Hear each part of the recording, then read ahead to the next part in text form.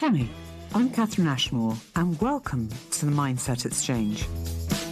AI is moving fast, faster than most humans are wired to adapt to.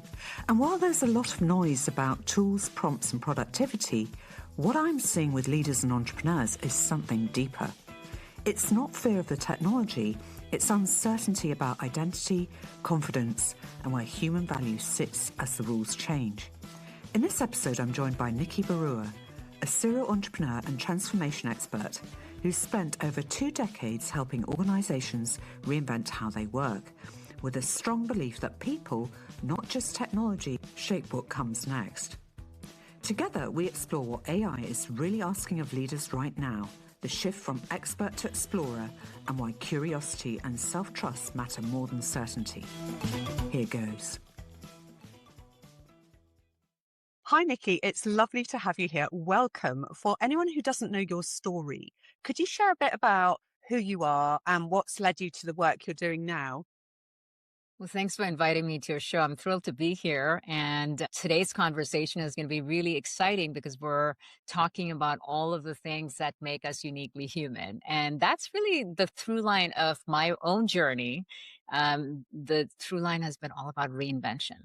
Whether it was me coming to the United States as an immigrant and had to completely reinvent myself to fit in here, to building my corporate career and, working in strategy and transformation for many years with some of the world's largest companies and helping them go to market faster, or walking away from my corporate career at the height of it and stepping into entrepreneurship and building and scaling multiple businesses.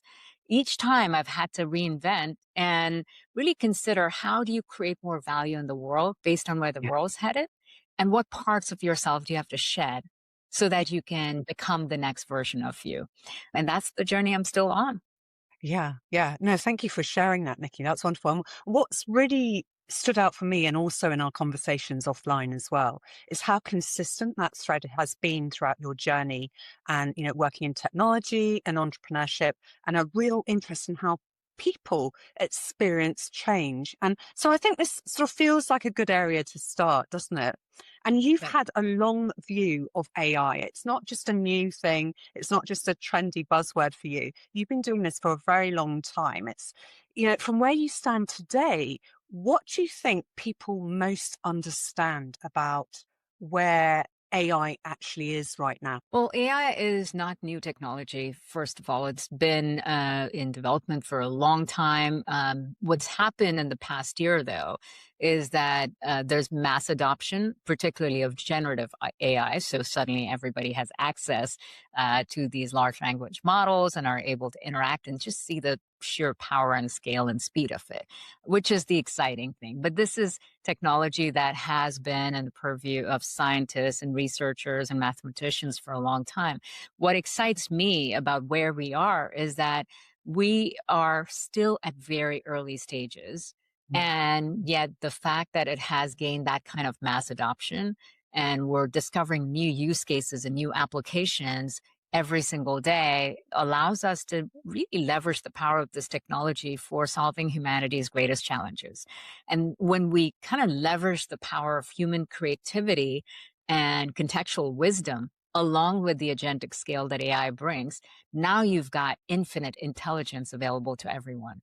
But what everyone has to recognize is that we're still at the very, very early stages. There's a lot more that's going to happen, and it's going to happen over the next 3 to 5 years very quickly. Yeah. And as you say, it's at the beginning of it. So the scope and the potential is very, very exciting. Now, one of the things that really stayed with me when we spoke was this shift feels very different, largely because of speed. And when you talk about speed, you're not just talking about technological progress, but the rate of adoption, where it's months rather than decades. Why does that pace make the human side of change, and especially identity, the real bottleneck? Yeah. Well, let's go back in time and consider some of the other tech revolutions that have changed, what the human experience has been like. I mean, if you go way back in time, the industrial age was really the thing that led to the modern workplace and how organizations developed, the org structures, management principles, and so forth. And we became office workers because of that.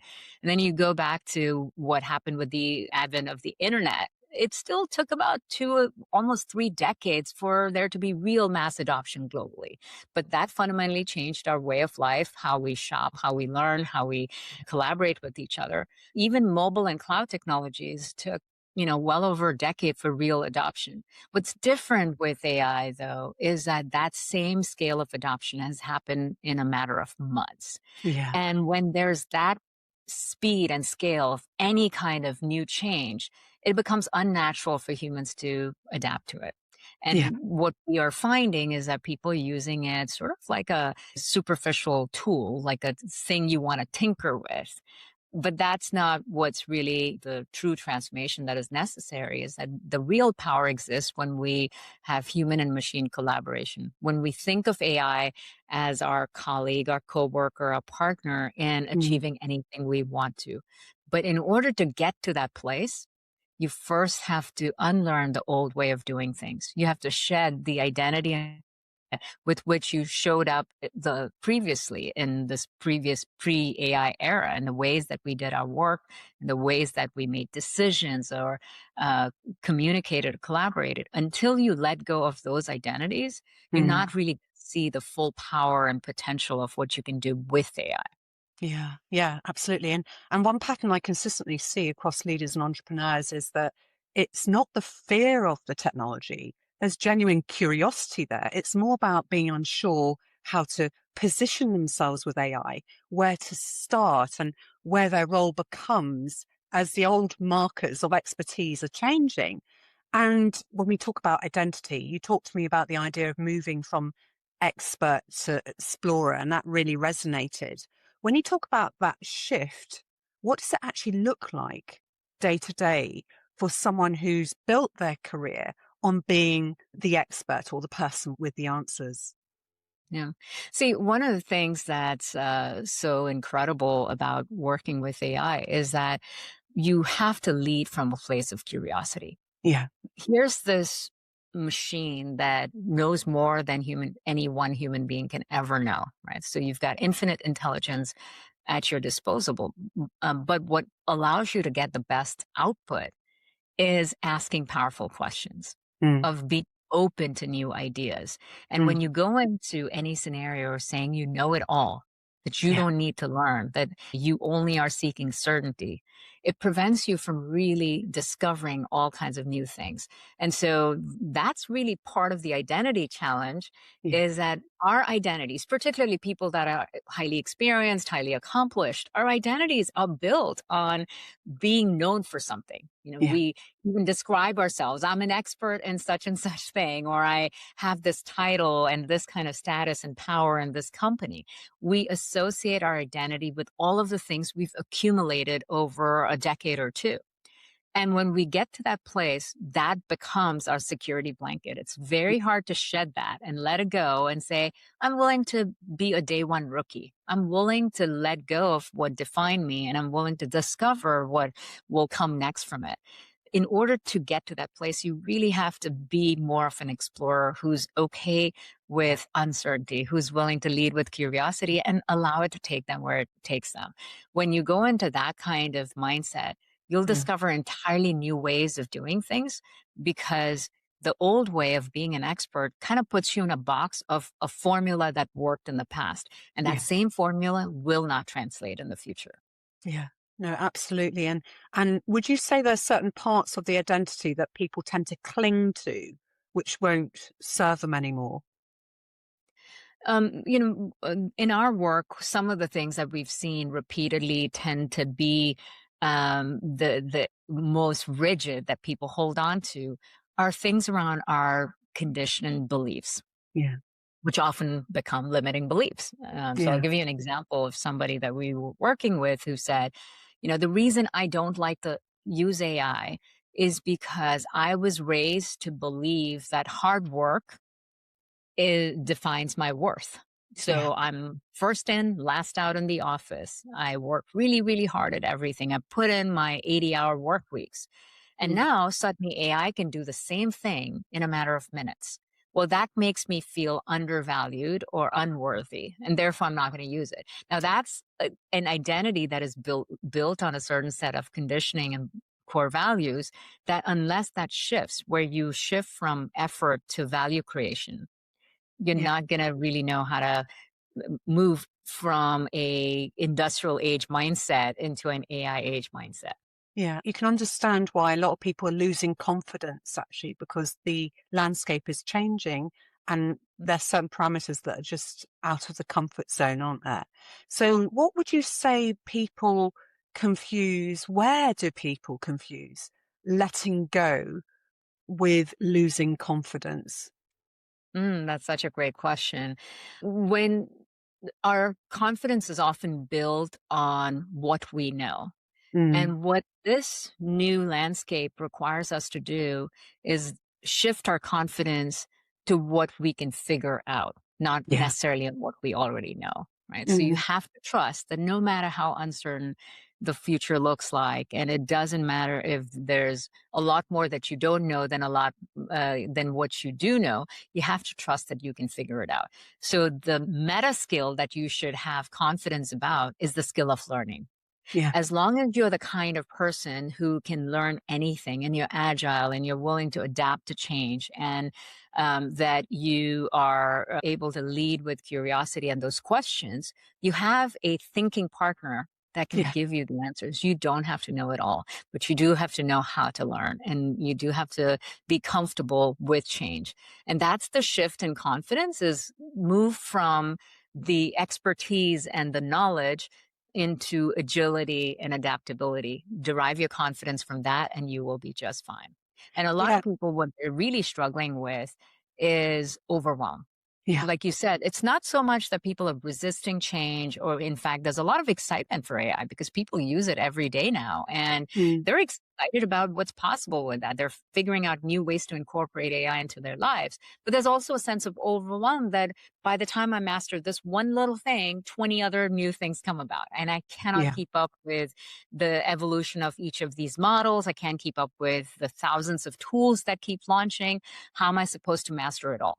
Well, you got to shed the idea of mastery Yeah. over these tools and focus on mastery over yourself. Completely. 100% agree with that. Thank you for sharing that. Where there's going to be so much uncertainty, the rate of change is it's not going to slow down. It's just going to get faster and faster and faster. So I think it's that sense of being okay with uncertainty, but almost thinking about it strategically and thinking, well, I have to let go of what I can't control, but I can control myself and what I do. And how does that work with how I work? How does that work with my business going forward?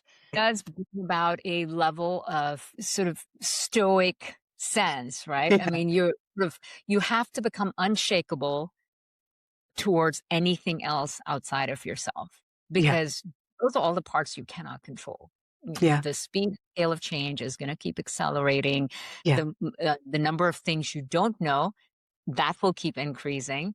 And yeah, and so you kind of have to become unshakable in the midst of all of that. And yeah, the ability to master yourself and be calm and remain curious and adventurous and always have that rookie mindset of someone who's completely open to learning new things.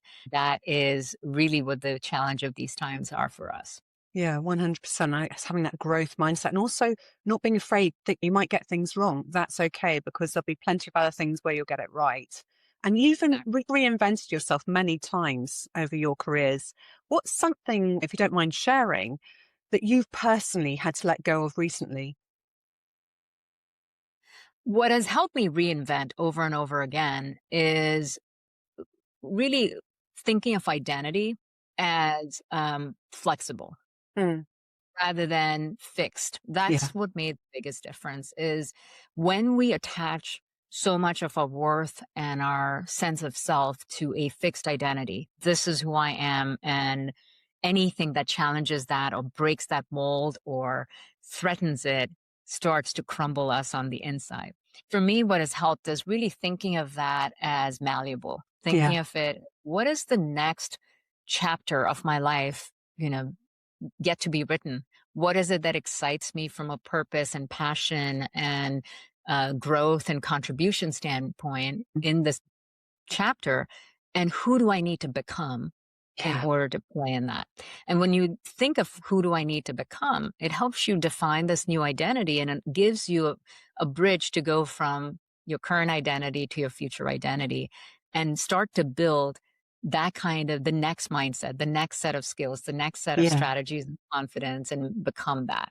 And once you've done it a few times, it becomes so second nature that you don't think about it. It's sort of, Yeah. I can look back to so many chapters in the past and say, oh yeah, I remember when that was me, right? Yeah. Yeah. And still parts of yourself, but it's like trying out new outfits in your wardrobe. You keep cycling through new ones because it's the one that fits you best for this next stage. Thanks for sharing that, Nikki. And this is where, values, being value led is so important as well, even if things are changing around you and it can feel uncomfortable. But Mhm. growth will happen if you're willing to meet it. And this is where the importance of identifying a zone of genius for this era, not the one that you built years ago, is so important. My sort of coaching can help clearly with getting clarity on identifying your identity or zones of genius. But how can someone start to recognize what genuinely belongs to them now, the work AI can't replicate? Mhm. Yeah, that's such an important thing for people to gain clarity on because, when we think about what our unique superpowers are, Yeah, we've historically defined it in context of either our own strengths or in correlation with people around us, right? yeah, Compared to my team, everybody on my team, here's what I do better than my team. Therefore, it's my superpower, my strength that I bring to this team. What is different now that you have to consider is one of your team members is AI. yeah, And so don't just think about the humans on your team or in your workplace or in context of what you do in your industry. Think about where AI plays a role. And from that place, consider what is the unique zone of genius that will withstand the test of time and yeah, actually continue to create value. And most of those really go back to who you are and the lived experiences that you bring to the table, because those are the things that are innately human: mm, creativity, compassion, your relationship building skills, your wisdom, your judgment, even your taste. That is the result of the intersection of things that you enjoy or are passionate about, have built a perspective on. Those are the things that are irreplaceable and give yeah, you this unique edge. And so the more you hone in and again understand what that is, that's what allows you to then bring something unique to the table, but also amplify it using AI. yeah, absolutely. And also it's retaining that critical thinking of Mm. seeing it, as you say, like a colleague, but you're in the driving seat. And thinking about obviously the traits that you kindly shared there, which human capabilities do you see compounding most strongly with AI? I see judgment as one thing that is Mm, um, truly, well, I forget that line, but it's something to the effect of to have good judgment, you need a lot of experiences, many of which are bad. And bad experiences come from bad judgment, but until you have those, you can get to good judgment. So it is really something that has compounded over time based on the experiences and the good decisions, bad decisions that you make. But that gives you a wealth of knowledge that mm, isn't just computational. It's yeah, not just as simple as an algorithm that can spit out a point of view. So ultimately having judgment that is remains in the hands of humans, even mm, if you're overseeing a team of agentic AI colleagues, retaining judgment in that. The other piece that I think that is so powerfully human and really one of the defining things about what makes humans humans is imagination. mm, We have tons of powerful creative tools at our disposal, but that's yeah, not the same as imagination. no. So honing in on your imagination and of anything that you seek, that you now have the tools to bring that to life. Fantastic. Yeah. And in my line of work, the people who adapt best, thinking about adapting to this change and being flexible, are the ones who sometimes think about doing just one thing deliberately or strategically with intention to start. And for anyone listening who feels unsure where to begin, What's a sensible first step they could take this week, in your opinion? Think about what is the most important thing that will move your life or your career or your business forward. Start with Mm, that, not with a mm, tool, not with a prompt or a question or an app. Think about what is the change that will accelerate outcomes in your life, career, or business. And from that, identify what is blocking you. yeah, Is it lack of efficiency? Is it lack of leverage? Is it lack of insight and knowledge?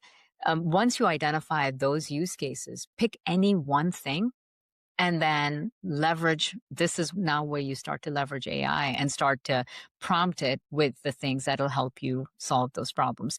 It's a matter of connecting it to the highest value proposition yeah, instead of simply experimenting where it's great that if it's just fun and games, but you won't see the real impact on your life.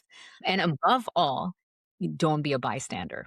There are yeah. too many people that are still waiting for or feeling like, hey, this is not going to impact my life as much. So it's okay for me to not experiment with it.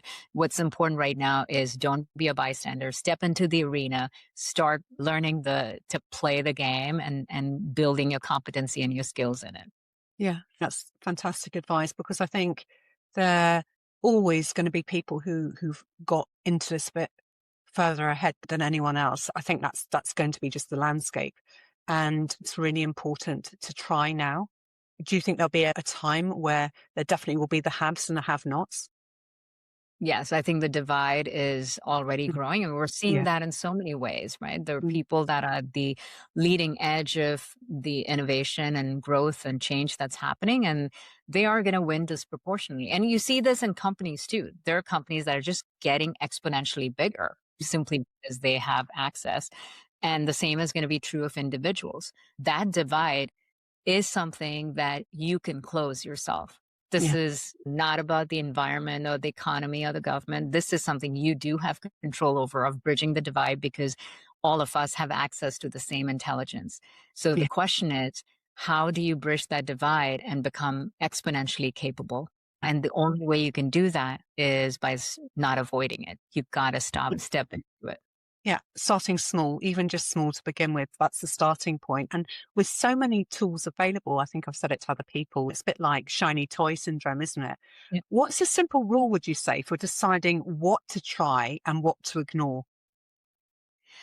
Well, the simple ones to use, certainly like any of the LLMs. I mean, try the ChatGPT or Claude, any of those, because it's almost like using Google in a browser, right? It's no Yeah, different, so those are the easiest ones to just get comfortable with.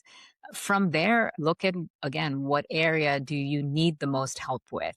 And being able to even ask ChatGPT, what tools would it recommend for you given your exact scenario and what kind of problems you're trying to solve or what your profile looks like? What do people like you most benefit from? And ask it to recommend a tool and start from that.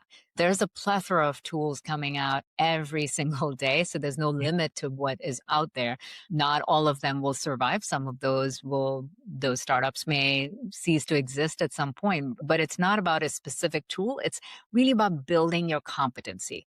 yeah, The yeah, more of these you use and it starts to shift how you think about yourself and how you get work done or how you produce results. When you mm, start thinking about AI as your co-evolution partner, that you're learning and growing together, you're adapting together. You're not doing it alone, nor is AI doing it alone. You're doing it together. When you start to think that way, then it's not about any one tool. It is really about you and this technology as a people squared, as a clone of yourself, if you will. yeah. We're going to touch on the twin side of it a bit later, but I think people have a natural fear of telling or giving too much information about themselves to AI. Mhm. Um, Yet the only way to train it to get better is to give it more information. Is there anything you could say to people listening to appease that fear? Yeah. So first of all, with every single one of these tools, you have the option of going into the settings and making it anonymous. So it does Mm, not use your particular data in order to train the core model. So you certainly have that option. But that's not the point. Ultimately, what's different about this technology versus others, in the past, when there were new technologies, we had to learn how to use it. right? They have to learn how to use the internet or mobile technology or cloud, all of these things. We have to learn how to use it. What's different here is you're not just learning it, you're actually teaching it. And the more you teach it, the more personalized and valuable and powerful it gets for you. So in the absence of giving it that information, you're also limiting the kind of output you can get with it. So that's why it's an extension of you, and it has to get to know you. And that's where effectively training it in a way that gives you the best results is part of the skill set that people have to develop. Thank you for sharing that. We've discussed also your work focuses maybe a bit less on the individual and you focus more inside large organizations. When leaders go through your reinvention labs, what's the first internal change they usually have to make, would you say? Change traditionally in large organizations has been top down, outside in often. It's sort of, here's the new way, here's where we're going, and now everybody else has to come along. And that kind of change tends to be episodic, where there's a start date and end date, because things weren't that fast paced before. You could afford to implement a kind of change and then stay in that status quo for some time. That is no longer true. Now change is continuous. And if you wait to be told from the top or bring in outside experts to tell you what to do, you're never going to really have that continuous reinvention cycle. And so a lot of the work that we do is built around this continuous reinvention sprint. Every 90 days is a change. And for leaders of those organizations, it's recognizing that they don't have the answers either, that they're part of this change process. They're not directing it.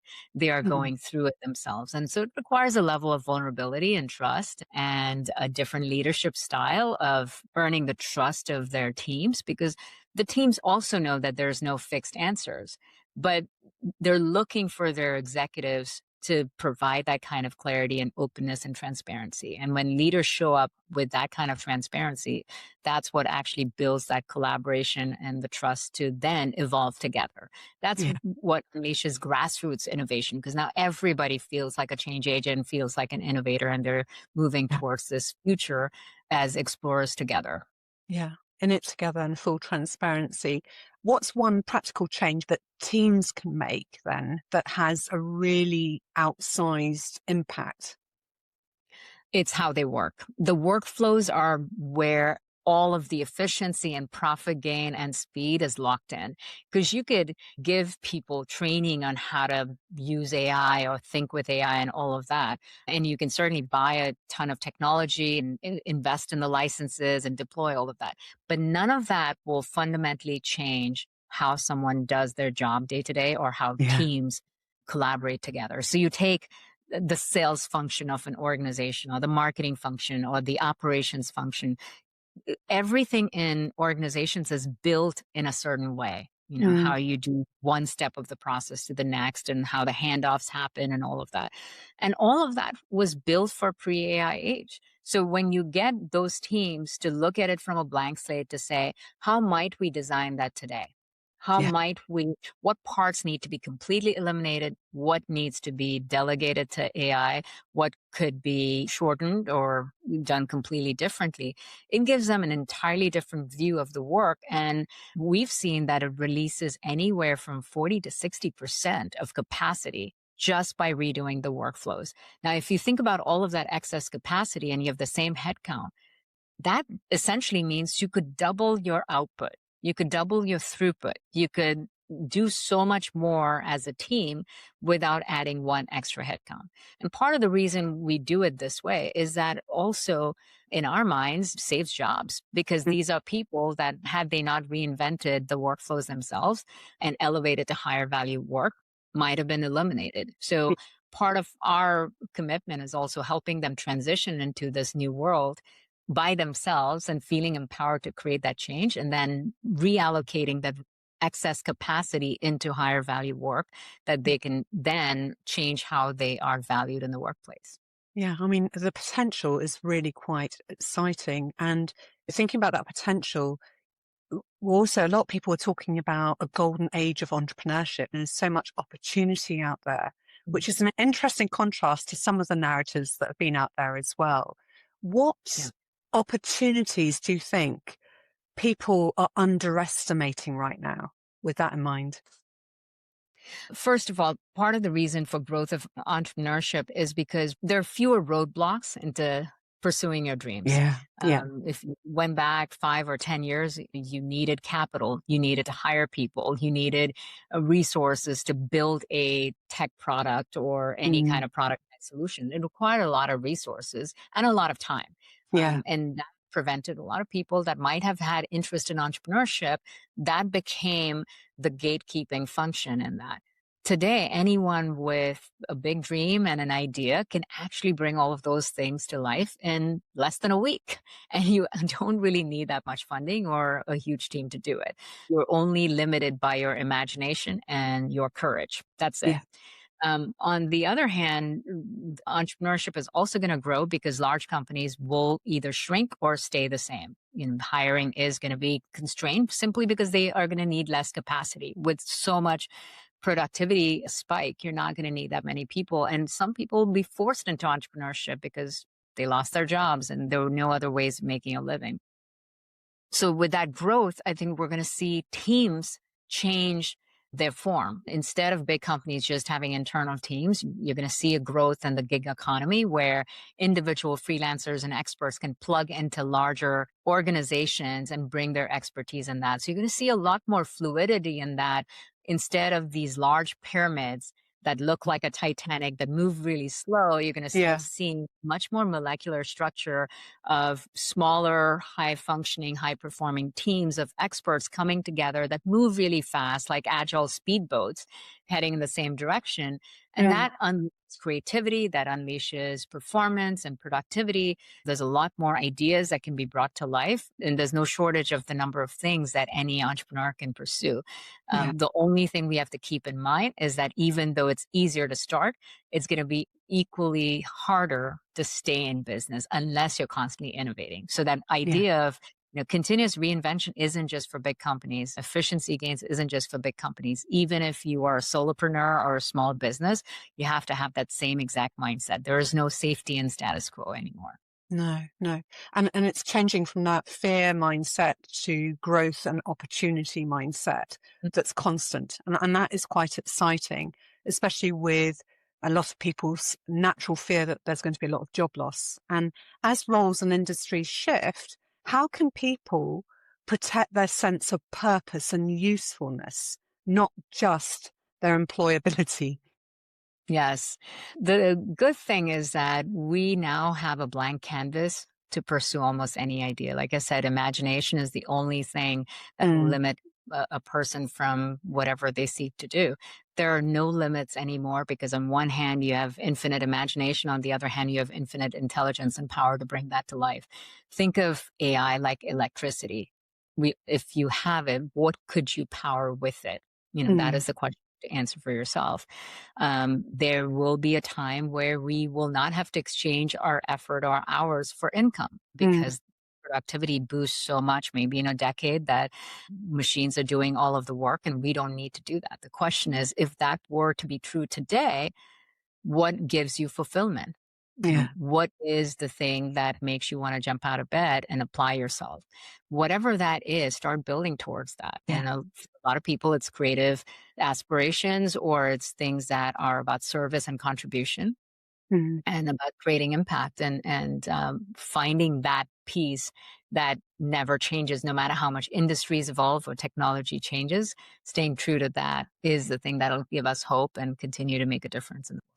Yeah, it's that irony of using machine to help what we do, but actually it's what makes us human that's going to be able to help us move forward and potentially differentiate us from other people because we all have our unique gifts to offer or experiences to offer. And we touched on this briefly before and I found it fascinating. For people unfamiliar with this idea, what are digital twins and where does the human element remain essential? Yeah. So the type of AI that most people are used to leveraging today is generative AI, where it generates the next best response or predicts a response based on the inputs that you gave it. So it really depends on the input you provide for it to take action.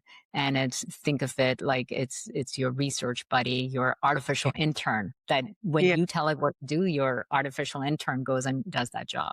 The difference with agentic AI is that once it's programmed a certain way, it needs no instruction. It will go and do the work on its own autonomously. And that's why it's so important to give it the correct instructions, but also set guardrails and safety and privacy constraints that make sure that it doesn't go off the rails. But could basically create an AI agent that does most of your job today and have the agents do the work. And as long as you are still the one overseeing it and ensuring that there are checks and balances that manage the entire thing. But at its core, what we are moving towards in this agentic age is that we are replacing parts of ourselves that were about effort and repetition and things that are predictable that machines can do better, faster, and cheaper than we can, and elevating ourselves and our humanity to higher value work and higher value activities that machines cannot do as well as we can. In some ways, it's bringing the old industrial age to a closure, right? And if you think back to what was society like, what was human civilization like prior to that, what kinds of things did people do? And it was a lot around things that were innately human. And then we turned into these productivity machines and we went from human being to human doing. And that's really what's the parts that are being shed right now is the doing part. And we're going back to being. Yeah. Yeah. And I think around that, talking about keeping an eye on what they're up to, from an ethics point of view, where should leaders be drawing ethical boundaries early? Bias is very easy to get programmed into it. So it's important to be mindful of, even in our own experiences or small teams, thinking about where is bias being fed into the model. When we consider how does that bias play out in terms of who has access and who does not, or the decisions that get made. And then certainly from a privacy and security standpoint, that's extremely important. A lot of these are about just having clear governance and guardrails, whether it's done at an individual level or certainly for organizations. That's really, really important because we're seeing in companies a lot of what's called shadow AI, that employees are using their own tools, paying out of their own personal credit cards and leveraging things that are being fed company confidential materials simply because the company did not define clear governance around that. So that's where you start to cross lines in the absence of clarity on what to do. The leadership mandate is so critical at this time to not wait for perfect conditions, to not wait for their own comfort and confidence around it, but to lead into the unknown so that they can provide clarity to the teams that are looking to them for guidance. Yeah, absolutely. Thanks, Nikki. We've covered a lot of ground today. If listeners were to just take one behavior from this conversation, what would you suggest? Lead with curiosity. Don't be attached to your identity because whatever you know is going to become obsolete or irrelevant in no time. What's really important is that you go from all knowing to always learning and be that explorer who's constantly leading with curiosity. I think the future is bright and full of possibilities for us to be more human and really amplify our humanity in ways that was never possible before. So I hope everyone is excited about that and is willing to unlearn and shed the old parts in order to embrace the new. Yeah, it is really exciting. And finally, I'm going to ask this one last question, which I ask all of my guests at the end of the episode, which is, if you were to recommend a book, what would you recommend and why? Not related to AI, but the reason I would recommend this is Atomic Habits, only because so much of the unlearning and shedding part comes down to how we learn what makes the next part of us. So that skill of unlearning and learning, I think Atomic Habits is a great framework for doing exactly that. Yeah, it's a brilliant book. Thank you for recommending that. And thank you also for everything you shared today. It's been such a thoughtful conversation. Where can people follow your work and stay connected with you? through my website at nikkibarua.com or through LinkedIn. And also my new company, flipwork.ai, provides a lot of great resources and actionable strategies to people. That's wonderful. Thanks again, Nikki. It's been really lovely to chat. Could have chatted for ages about this. Thank you for having me. It's been such a pleasure. My pleasure too. Bye for now. Thank you for listening to the Mindset Exchange podcast. That was my conversation with Nikki Barua. If there's one thing to take away, it's this. Leading well right now isn't about certainty or control. It's about curiosity, clarity, and self-trust. If this conversation resonated, I'd love you to share it with someone who's navigating their own leadership journey right now. If you'd like to connect with Nikki or explore my coaching around any of these areas, you'll find the details in the show notes. And you can always find me on LinkedIn too. Make sure you're subscribed so you don't miss the next episode. Thanks for being here. See you next time.